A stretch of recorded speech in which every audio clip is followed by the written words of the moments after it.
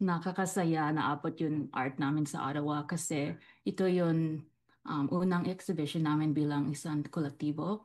And we want to reach different communities that don't have as much exposure to Filipino culture. Sa loob ng Gallery 101 sa Ottawa, makikita ang unraveling exhibit ng grupong Happy Happy Po Collective.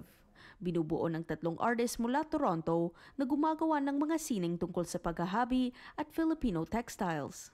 Sa exhibit na ito, tampok ang ilang bahagi ng kulturang Pilipino. Sa bawat kanyang-kanyang art, merong mga Filipino cultural elements. So yeah, yung kay Bianca merong pabitin, tapos yung sa akin merong damit na parang barot at saya. Tapos gumawa din ako ng terno sleeves. Bukod sa pagpapakita ng kultura, may mas malalim pa raw na mensahe sa likod ng kanilang mga obra. I took like this bike wheel and made it into like a spiral spider web, which represents like life and like how we create art, but also create community and how we all weave ourselves together in community. It was a way for me to think through the relationship between the Philippines and the United States.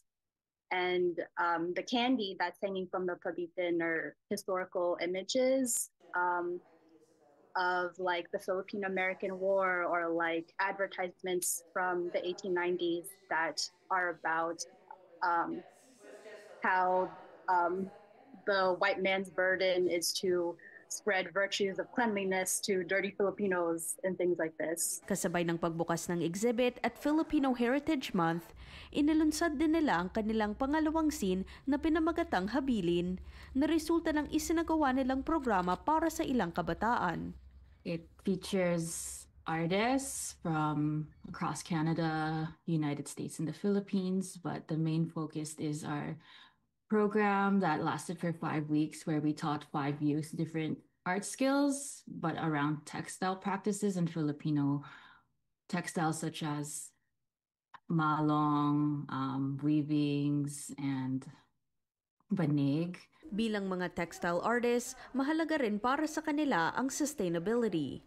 Anila, nais nilang ipagpatuloy ang mga sustainable habits na natutunan nila mula sa kanilang mga pamilya, tulad ng pagtatabi ng mga plastic bag o paggamit ng mga basahan sa paggawa ng damit. Kaya dala nila ang prinsipyong ito sa kanilang mga sining. Something that we grapple with because we are all textile artists who use repurposed textiles is that we are unlearning kind of like the normalized culture of disposability of how things can just be thrown away. You can just get a new one like that. So we're trying to unlearn all of these things that have been ingrained into us and instead go back to our family roots, our ancestral roots.